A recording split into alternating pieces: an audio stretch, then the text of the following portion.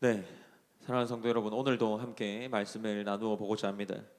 어느덧 2023년의 중반이 넘었더라고요.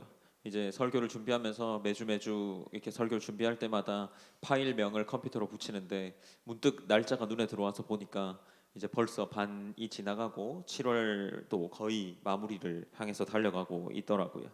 그래서 2023년 동안 여러분들이 분명히 계획한 것들이 있을 것이라고 생각합니다. 그 가운데 그것들을 어느 정도 또 이루어 가고 있고, 또 어떻게 그 방향을 여전히 맞추어 가면서 살아가고 있으신지 모르겠습니다. 교회도 마찬가지로 또 여러 가지 방향으로 움직이기 위해서 사역들을 준비해 나가는 과정 중에 있을 것입니다. 구체적인 방향이나 세부적인 지침들이 아주 세부적으로 나오진 않았지만 우리의 성도들의 마음들이 하나로 뭉쳐서 생각과 마음을 합하여야 할 때가 아닌가 싶습니다. 그 가운데 하나로 같은 말씀을 묵상하자라는 취지에서 또 목사님께서 큐티로 우리가 함께 이 말씀들을 살펴보고자 하는 마음을 보여주셨습니다. 그래서 오늘 본문도 동일하게 우리가 함께 보고 있는 생명의 삶이라는 큐티 책에 나와 있는 본문이기도 합니다. 그 본문의 오늘 본문입니다. 함께 보고자 하는 이 말씀들을 여러분들은 또 큐티 속에서 매일 살펴보고 있는지 잘 모르겠습니다. 사도행전의 말씀을 살펴보면 예수님이 승천하신 이후에 제자들의 삶과 또 그 말씀이 어떻게 퍼져나갔는지에 대해서 우리에게 잘 보여주고 있습니다. 오늘 본문 또한 하나님의 말씀이 어떻게 퍼져나가는지에 대한 한 장면으로서의 역할을 하고 있습니다. 본문에서 하나님의 말씀은 이제 유대인을 넘어서 이방인이었던 헬라인들에게도 하나님의 말씀이 선포되어지고 있다는 사실을 알 수 있습니다. 그렇다면 오늘 본문이 있기까지 사도행전에는 어떤 내용이 기록되어 있는지는 알고 계십니까? 말씀을 계속해서 살펴봐오신 분들은 아마도 매우 잘 알고 있겠지만 지난 주일 목사님께서 나누어 주셨던 것처럼 그 말씀을부터 오늘 말씀이 있기까지의 어떤 사건들이 있는지 잠시 함께 나누어 보며 오늘 본문을 들어가고자 합니다. 지난주에 목사님께서 사도행전 9장의 말씀을 나누어 주시면서 그 사도행전 9장에서 사도 바울이 어떻게 변화되었는지, 또 복음이 사도 바울을 어떤 식으로 변화시켰는지를 함께 나누어 줬습니다.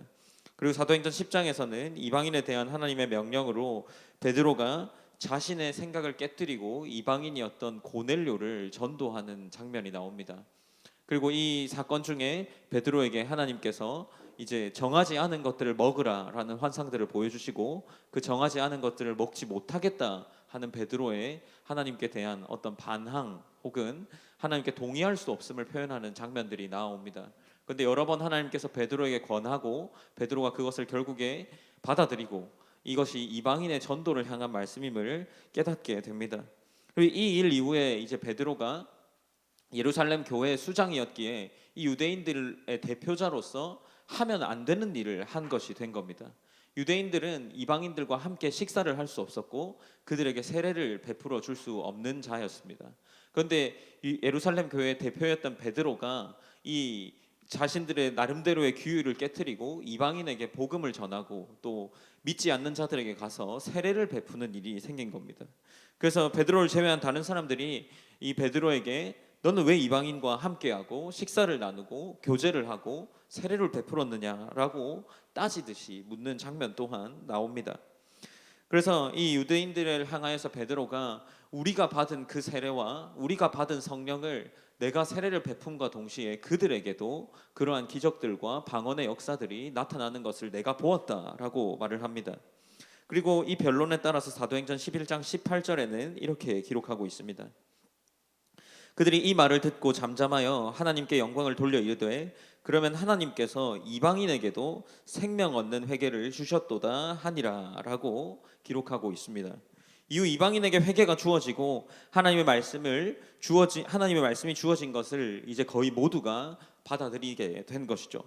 이제 이방인들을 향한 본격적인 복음 전파가 시작되어집니다. 그리고 많은 이방인들이 하나님을 믿고 또 회개하고 회심에 따라 그들의 삶의 방향을 완전히 바꾸어 버리는 그러한 일들이 일어나기 시작하는 것이죠.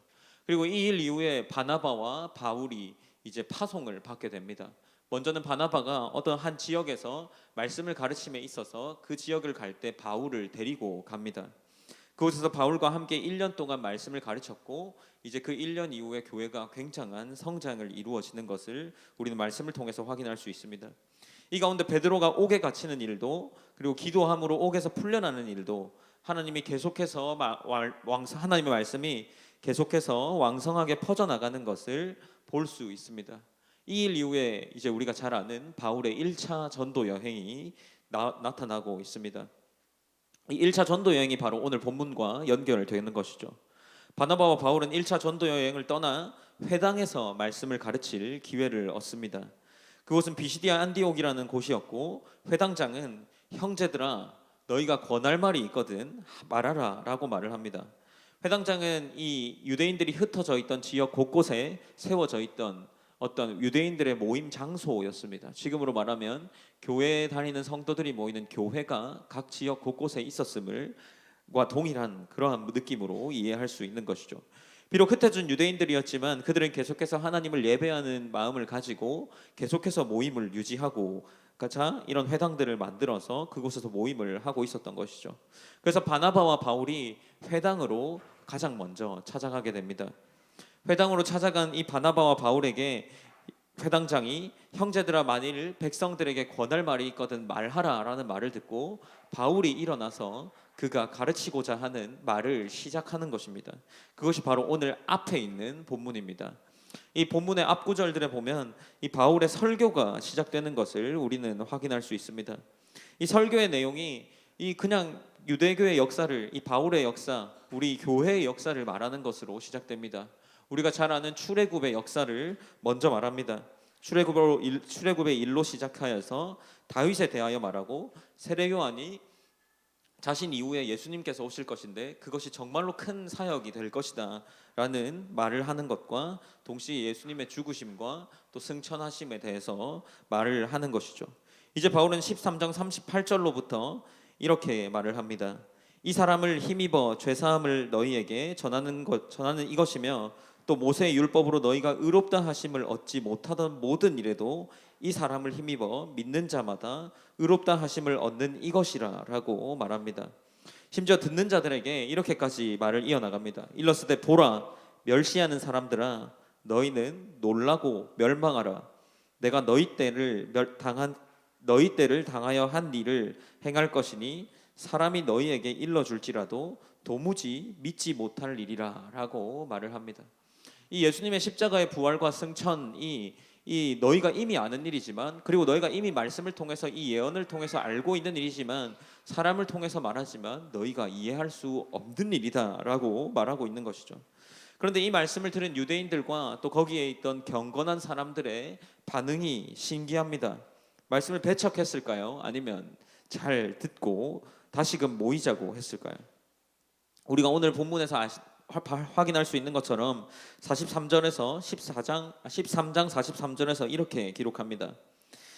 회당의 모임이 끝난 후에 유대인과 유대교에 입교한 경건한 사람들이 많이 바울과 바나바를 따르니 두 사도가 더불어 말하고 항상 하나님의 은혜 가운데 있으라 권하니라 라고 말하고 있는 것이죠.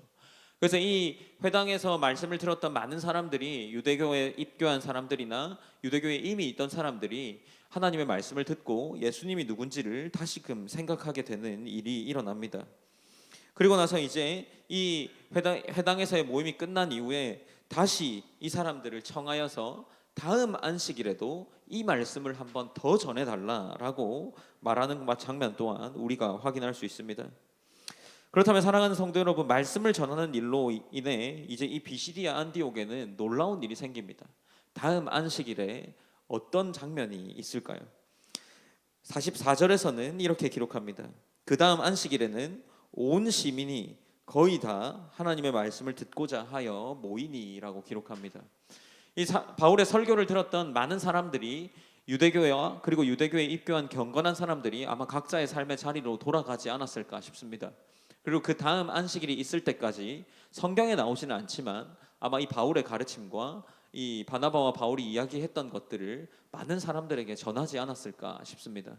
그리고 그 일 이후에 그 다음 안식일이 되었을 때에 성경의 표현에 빌리기를 그 다음 안식일에는 온 시민이 거의 다 하나님의 말씀을 듣고자 하여라고 나옵니다.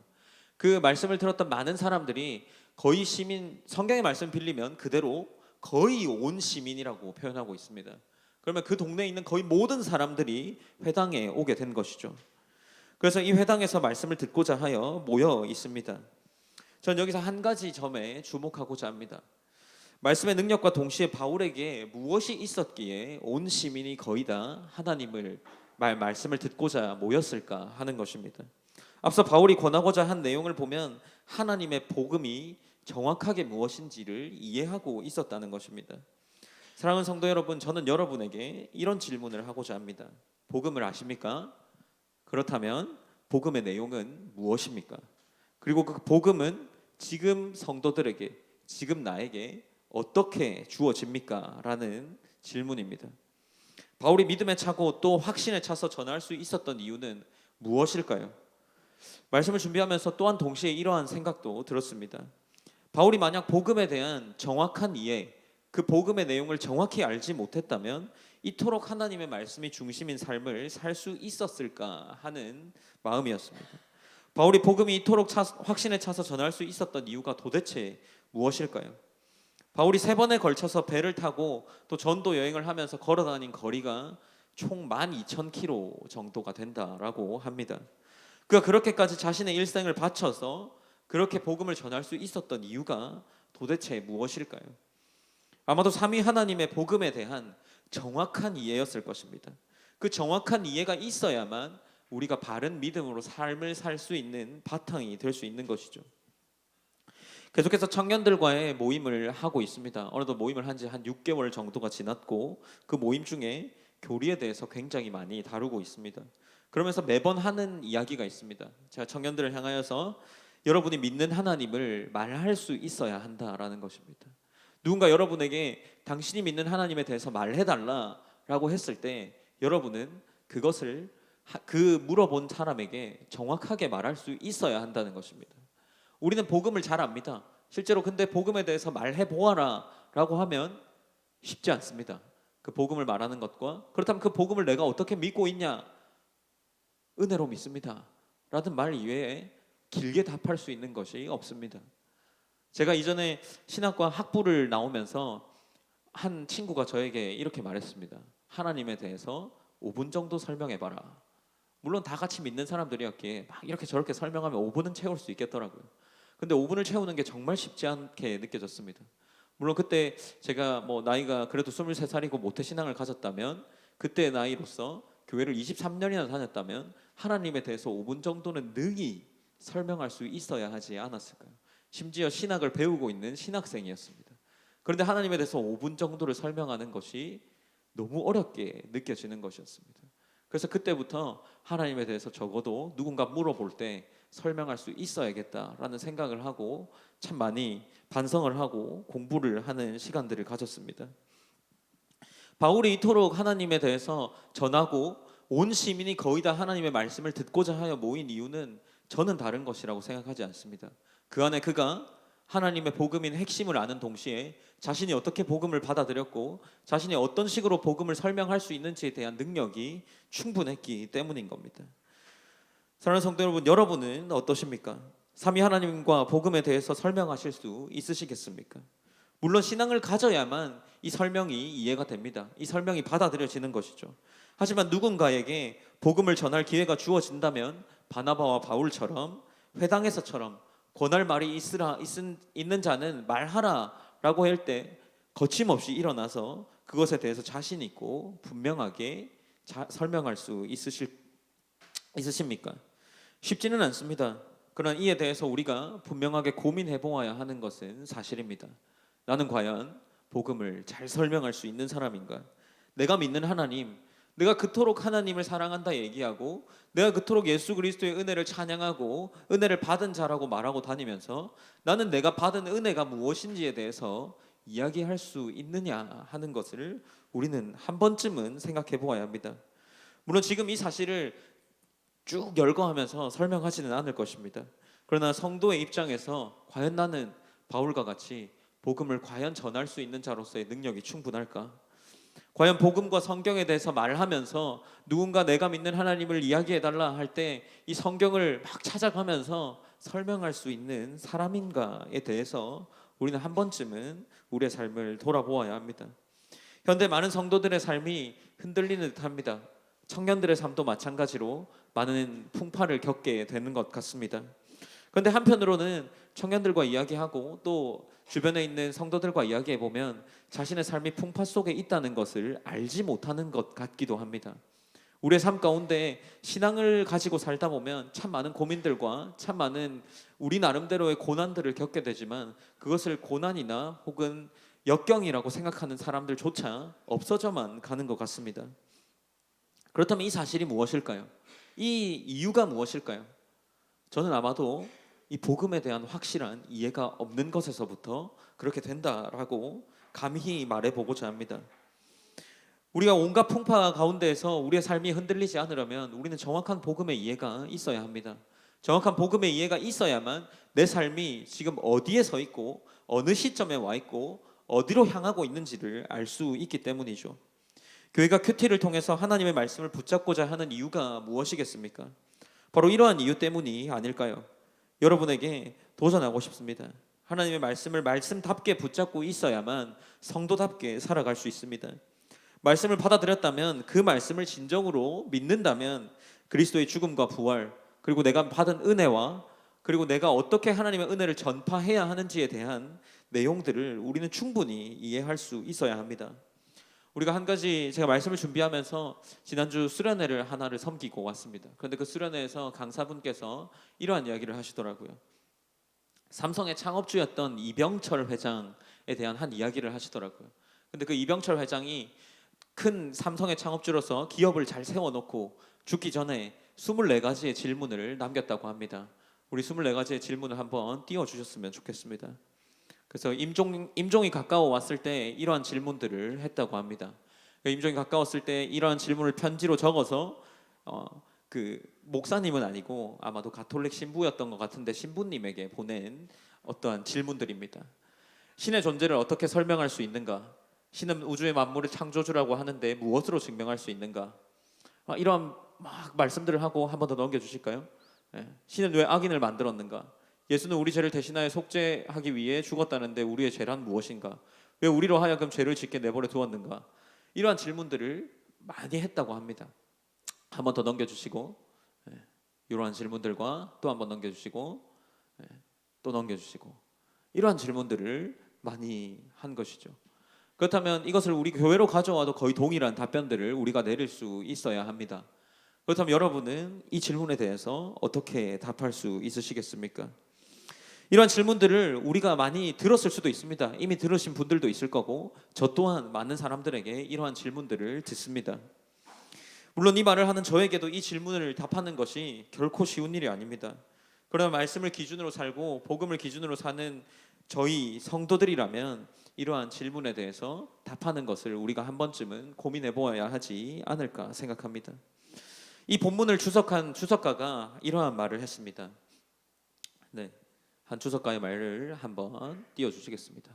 복음의 내용이 복음 전도에 얼마나 중요하냐는 것이다. 누가가 사도행전에서 그것을 강조한 이유가 바로 그 때문이다. 그는 여기서도 상당한 양으로 그 일을 행한다. 16절에서 41절까지 나오는 바울의 메시지입니다. 기독교는 본질적으로 계시의 종교이고 크리스천들은 한 책의 사람들이다. 그러므로 복음의 내용과 그 타당성을 논증하는 것은 기독교에서 아주 중요하다라고 말합니다.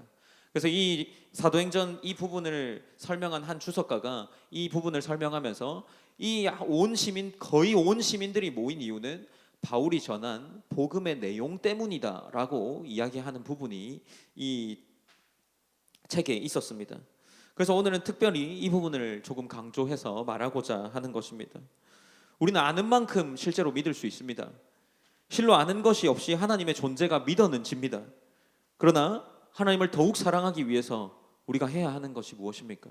바로 말씀을 살피는 것이죠. 말씀을 살피는 이유가 무엇입니까?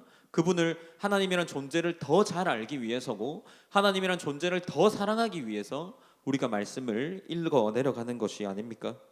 말씀을 듣는 이유가 또 무엇입니까? 하나님께서 우리를 향하여서 하시는 말씀이 무엇인지를 알기 위해서이죠. 삼위 하나님이 어떤 분인지를 우리가 더 정확하게 알기 위해서 우리는 말씀을 읽고 예배 자리에 나오고 개인의 경건 생활에 힘쓰는 것이 아닙니까? 오늘 본문처럼 많은 사람들이 바울과 바나바의 가르침을 받고자 한 이유가 무엇이었을까요? 복음의 내용을 정확히 알고 나니까 그 하나님이 더 궁금해지는 것입니다. 그 삼위 하나님이 도대체 어떤 분이기에 이 바울과 바나바가 이런 메시지를 전하는 것일까 하는 그러한 이유에서는 아니었을까요? 삼위 하나님의 성품과 그분의 존재와 그분의 사역을 정확히 알아야만 그리스도인은 성도다운 삶을 살아낼 수 있는 것입니다. 내 안에서 복음에 대해서 아는 만큼 살아내고 아는 만큼 하나님을 더 사랑할 수 있지 않습니까? 아는 만큼 하나님에 대한 감격 또한 동일하게 커져갑니다. 바르게 알고 정확하게 알 때 교만이 아닌 하나님 앞에서의 경외와 겸손이 나타나는 것이죠. 복음은 어떠한 사람의 가르침도 아닙니다. 여기에 나와 있는 것처럼 한 책의 사람들입니다. 그 책의 저자가 누구입니까? 하나님이시죠. 사람의 손을 빌렸지만 우리는 한 하나님이란 존재의 말씀을 성경을 통해서 알아갑니다. 이 사건에 대해서도 잘 보여집니다. 만약 안디옥 이방인의 회심자가 바울과 바나바가 좋아서 그들에게 다음 안식일에도 이 말을 전해달라라고 한 이유에서였다면 그들의 반응은 이들이 쫓겨났을 때에 조금은 달라야 했을 것입니다. 그들은 하나님의 말씀인 복음의 내용을 바르게 알고 배웠기에 그들이 쫓겨났을 때에도 이러한 반응이 있는 것이죠. 51절과 52절에서 두 사람이 그들을 향하여 발에 티끌을 떨어버리고 이고니온으로 가거늘 제자들은 기쁨과 성령이 충만하니라 라고 말합니다. 이것이 만약에 사람의 인기와 사람의 능력이나 가르침의 지혜에 대해서 나온 것이라면 이들이 쫓겨났을 때에 제자들은 결코 기뻐할 수 없었을 것입니다. 그러나 그들이 기뻐할 수 있었던 이유는 하나님의 말씀이 그들의 가르침이 아니라 복음이자 진리였기 때문이었던 것이죠. 복음의 내용에 의해서 그들이 구원받고 새로운 가르침을 받은 것이지 사람의 가르침에 의해서가 아니었다라는 것입니다. 이처럼 하나님의 능력은 그들이 하나님을 바르게 알고 전함에 있어서 더 크게 나타났다라는 것도 과언이 아닙니다. 물론 하나님의 능력이 온전히 전파될 때 나타나는 시험과 문제도 있습니다. 이 또한 본문에서 등장합니다. 바울이 복음을 전하는 가운데에 시기하는 자들, 동의하지 못하는 자들도 있었습니다. 믿는 자들이 수를 더해가는 그 가운데 그들을 해하는 자들도 여전히 있었죠. 본문 13장 45절 46절에서는 이렇게 기록합니다. 유대인들이 그 무리를 보고 시기가 가득하여 바울이 말한 것을 반박하고 비방하거늘 바울과 바나바가 담대히 이르되 하나님의 말씀을 마땅히 먼저 너희에게 전할 것이로되 너희가 그것을 버리고 영생을 얻기에 합당하지 않은 자로 자처하기로 우리가 이방인에게로 향하노라 라고 말하고 있습니다. 상황을 생각해 본다면 어떨까요? 아마 많은 사람들이 회당에 모였을 것입니다. 자기의 단골 좌석을 웬 이방인 놈이 차지하고 있는 것입니다. 유대인들만 모였던, 그리고 유대인에 입교했던 사람들만 회당에 모여 있었는데 웬걸 다음 안식일에 가보니까 온 사람이 모여 있는 것이죠. 온 사람이 모여서 자기가 원래 서 있던 자리, 원래 앉아 있던 자리, 자신들이 원래 기득권을 가지고 있던 그 자리에 들어갈 수 없게 된 것입니다. 그래서 많은 유대인들이 지난번 안식일에는 바울의 설교를 환영했지만 이방인에게 이 구원의 복음이 전해진다는 사실을 그리 달갑게 여겨진 것 같지는 않습니다. 그러므로 바울과 그의 복음이 무언가 문제가 있다라고 생각하기 시작했고 이 구원의 복음으로 인해 그들을 반박하고 비난하기까지 시작한 것입니다. 그러나 이러한 시험은 어떻습니까? 복음에 대한 명확한 이해는 복음을 방해하는 것 또한 이겨냅니다. 그들이 아는 것을 통하여, 유대인들이 아는 것을 통하여 이 바울과 바나바를 비방합니다. 그러나 진리를 바르게 알던 이들에게 이것은 아무런 문제가 되지 않았죠. 그들 가운데 분명하고 선명하게 드러난 메시지는 그들에게 그 어떤 어려움도 힘듦도 주지 않았습니다. 이는 그들이 안디옥에서 쫓겨날 때 그들이 발을 털었다라는 행동에서도 알 수 있습니다. 그러나 여기서 주목해 볼 만한 사실이 또 하나 있습니다. 그들을 쫓아낸 사람이 누구냐 하는 것이죠. 바울과 바나바는 유대인들과 경건한 귀부인들 그리고 성내 유력자들로 인해서 쫓겨납니다. 본문의 말씀을 보면 누구로 인하여 바울과 바나바가 복음을 전하는 일에서 쫓겨나게 되는 것일까요? 그들을 괴롭힌 것은 각 지역의 시민이나 그리스도를 믿지 않는 자들, 그리고 전혀 교회와 관련이 없는 자들에게 쫓겨나지 않았습니다. 유대인들의 선동으로 인한 것이었죠. 유대인들이 삼위 하나님을 몰랐을까요? 아니죠. 하나님에 대해서는 잘 알고 있었죠. 그러나 그들은 예수님에 대해서, 예수 그리스도에 대해서 알지 못했습니다. 바울과 바나바의 가르침을 받았지만 그들에게 그 지식은 오히려 선명하게 드러나지 못했습니다. 그들이 흐릿하게 알던 이 구약의 지식은 바울과 바나바로 인해서 선명해진 것이 아니라 이미 알던 그 지식이 그들로 하여금 오히려 그들이 알고자 하는 메시지를 알지 못하게 한 것입니다. 유대인들이 알던 흐릿한 메시지는 예수 그리스도를 오히려 아는 것에 방해가 되었습니다. 그들에게 닫힌 마음은 그리스도를 발견하기까지 열리지 못했습니다. 그들은 앞서 말한 것처럼 어쩌면 자신들이 모이는 장소가 이방인들로 가득 찬 것에 대한 불만, 갑작스럽게 등장한 바울과 바나바가 인정받는 사실에 대한 시기와 비방에만 집중되고 있었습니다. 바울과 바나바는 그들을 향하여서 너희가 그것을 버리고 영생을 얻기에 합당하지 않은 자로 자처하기로 하여서 이방인에게로 향한다라고 말합니다. 바울과 바나바에게 선명하게 보이는 복음으로 인해 그들에게 닥친 시험은 아무런 어려움이 되지 않았습니다. 사랑하는 성도 여러분, 저와 여러분에게 많은 시험들이 주어질 것입니다. 많은 어려움들이 주어질 것입니다. 실제로 저와 여러분이 복음을 따라 살아나갈 때 꽤나 큰 어려움들이 있습니다.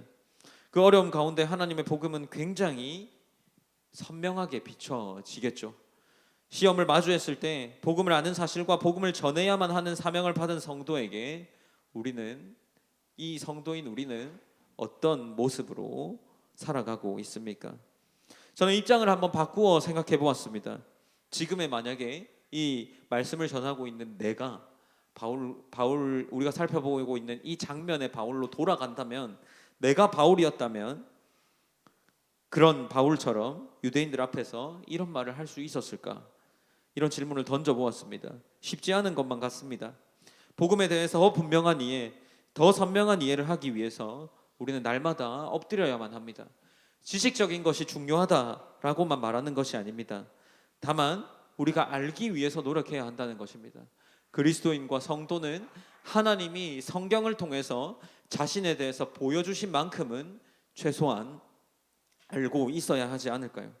기도하고 그것을 믿음으로 받아들이고 선명하게 나타나는 복음의 지식들을 나의 것으로 만들어야 합니다. 성경의 이야기가 남의 이야기가 되는 것이 아니라 성경에 나타난 하나님을 알았다면 그 하나님이 그 성경 인물 속의 하나님이 되는 것이 아니라 지금 내가 믿는 하나님이 되어야 하는 것이죠. 복음에 대한 선명한 이해는 우리를 전혀 다른 삶으로 이끌어갑니다. 그들의 시험 앞에서도, 한 사람 한 사람의 인생을 살다가 마주하는 어려움 앞에서도 그 복음에 대한 선명한 메시지가 내 안에 있다면, 그 성경에 나타난 하나님이 지금 내가 믿는 하나님이라면 우리의 삶은 전혀 다른 모습으로 살게 될 수 있을 것입니다. 하나님의 말씀을 가지게 하고 하나님의 말씀의 뜻을 선포하게 하고 살게 합니다. 그리고 사랑하는 성도 여러분, 이 선명한 하나님의 말씀이 가져오는 것은 무엇입니까? 특별히 사도행전의 말씀처럼 선명한 하나님의 말씀을 아는 지식으로 인한 이 말씀 선포가 가져온 것은 수많은 성도들입니다. 하나님의 말씀 선포였고 그 하나님의 말씀 선포로 인한 열매가 맺혔다라는 것입니다. 그래서 48절에서는 이방인들이 듣고 기뻐하여 하나님의 말씀을 찬송하며 영생을 주시기로 작정된 자는 다 믿더라라고 말하는 것이죠. 작정된 자는 다 믿더라라고 말합니다. 메시지를 들었을 때에 하나님께서 내가 너를 구원하겠다라고 말씀하신 모든 자들은 분명하게 지식이 전달되었고 그리고 하나님을 믿게 된 것입니다. 우리가 아는 말씀 지식이 나만 아는 지식으로 결코 끝나서는 안 됩니다. 하나님의 말씀을 정확하게 안다면 우리는 그것을 정확하게 알기 때문에 선포할 수밖에 없는 결과로 가야 한다는 것입니다. 나만 알고 나만 소유하라고 하나님께서는 복음을 주시지 않았습니다. 우리가 분명하게 아는 지식은 말씀 전도로 이어지게 되고 그 전도는 분명한 말씀 이해로 인하여서 열매를 맺게 된다라는 것입니다. 사실 복음을 전하는 일이 정말 쉽지 않습니다. 그러나 그 가운데 하나님을 전하는 일이 어렵지만 그럼에도 불구하고 하나님은 이 말씀 전하는 일을 명령으로 주셨습니다. 그러므로 우리가 이 명령을 따를 때에 하나님께서 작정한 자는 다 믿게 된다라는 것입니다. 그래서 우리가 이렇게 말할 때 이러한 말들을 합니다. 어차피 하나님 믿게 하실 사람들은 다 믿기 때문에 굳이 전도는 하지 않아도 된다라는 식으로 접근하는 사람들도 있습니다. 그러나 하나님께서 그렇게 말씀하시지 않으셨죠. 우리가 말씀을 정확하게 받은 자는 하나님께서 전도에 미련한 것으로 우리에게 말씀을 전하게 하셨다라고 고린도전서에서 우리를 향하여서 가르쳐 주고 계십니다. 하나님은 분명하게 우리에게 말씀을 전할 능력을 주셨고 그 가운데 하나님께서 함께 하시겠다는 말씀 또한 우리에게 해주셨습니다. 우리는 결코 말씀의 일부만을 가지고 우리에게 적용해서도 안 되는 것이죠. 그렇게 말씀을 더 잘 알아야 하고 그 말씀을 더 잘 알기 위해서 우리는 개인의 경건에 부단히 노력해야 합니다. 우리가 말씀을 전할 때에 분명하게 믿는 자들이 있다라는 것입니다. 하나님이 작정한 자들이 분명히 있다면 우리가 그것을 알 수는 없지만 우리가 말씀을 전했을 때에 그 말씀을 믿는 자들이 분명히 있다는 사실을 우리 안에 확신하게 된다면 우리는 그 말씀을 전하는 일을 멈출 수 없게 되는 것이죠. 오늘 본문에서 나타난 결과는 수많은 사람들의 회심입니다.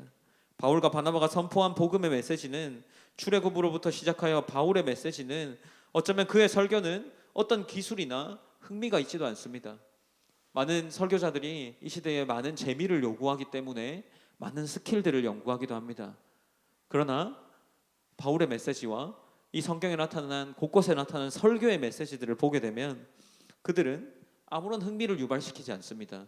그들이 그저 말하는 것은 하나님께서의 사역하심, 구약 성경의 내용과 예수 그리스도의 죽으심과 부활, 승천, 그리고 다시 오실 것에 대한 메시지를 전할 뿐입니다. 그저 복음, 하나님의 말씀인 성경의 내용에 충실할 뿐인 것이죠. 그것을 전할 때에 수많은 사람들의 회심이 있었습니다. 우리가 드러내야 할 것은 선명하게 드러난 복음입니다. 우리가 드러내야 할 것은 흐릿하게 아는 어떠한 은혜, 흐릿하게 아는 하나님의 말씀이 아니라 분명하게 드러난 우리에게 보여주신 성경으로 우리에게 계시하여 주신 하나님의 말씀이다라는 것입니다.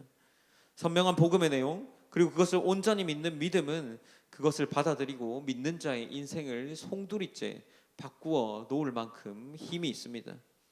다만 이뿐이었습니까? 그들이 마주한 시험 또한 그들이 정확하게 아는 복음으로 인해서 시험으로 다가오지 않는 것입니다. 그들 가운데 선명하게 드러나 있는 하나님의 말씀은 시험을 주는 자들을 향하여 오히려 경고의 메시지를 날릴 수 있는 담대함을 줍니다. 선명하게 아는 지식은 하나님을 바르게 아는 것과 동시에 하나님을 사랑하는 지식으로 인하여 그 말씀을 전하고 또한 그 말씀을 살게 하십니다. 그렇게 하나님의 말씀을 전하는 삶을 사는 자들은 어떤 모양으로든 복음을 전할 수밖에 없게 되는 것이죠. 강제로 비시디아 안디옥에서 쫓겨나게 된 바울과 바나바는 발에 티끌을 떨어버리고라는 행동을 합니다. 이것은 예수님이 그의 제자들에게 말씀을 전하지 않는 곳, 말씀을 환영하지 않는 곳을 떠나올 때 취하라고 명령하신 행동이었습니다. 사랑하는 성도 여러분, 저와 여러분에게 이 바울과 바나바의 메시지와 그리고 복음을 정확하게 알아야 한다는 이 사실을 적용해 본다면 어떨까요? 오늘 살펴본 본문은 사도행전에서 반복되어서 나타나는 수많은 회심의 첫 번째 사례입니다. 이방인들은 열렬히 복음을 받으려고 하지만 반면 유대인 공동체는 그 공동체 다수는 복음을 배척합니다. 우리는 어떻습니까? 우리는 복음을 받아들인 자라면 우리는 복음을 더 선명하게 알기 위해서 힘써야 할 것입니다. 말씀을 듣는 것에도 개인의 경건에도 우리의 기도에도 하나님의 복음의 내용은 있어야 하고 내 안에 복음을 설명할 수 있는 능력이 없다면 우리는 그것을 명확하게 설명하기 위해 힘써서 살펴야 할 것입니다. 우리가 그 사실을 기억하여야 하고 우리 안에 있는 이 복음이 우리의 삶을 살아내게 해야 하고 우리 안에 있는 이 복음이 우리의 삶을 살아내게 할 때 우리는 너무나도 당연하게 복음을 전파하는 삶을 살게 되는 것이죠. 복음 전파는 다른 것이 아니죠. 우리의 삶으로 또한 살아내야 하는 것이고 우리의 입술로도 선포되어야 하는 것입니다. 여러분에게 복음을 전할 수 있는 기회가 분명히 있었을 것이라고 생각합니다. 앞으로도 주어지게 될 기회가 있을 것이라고 생각합니다.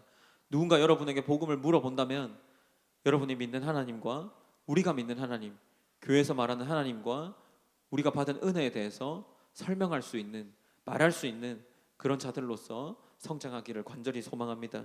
우리의 교회 또한 선포되어지는 말씀을 통해서, 선포되어지는 메시지를 통해서 거침없이 하나님의 복음의 내용이 전달될 수 있기를 소망합니다.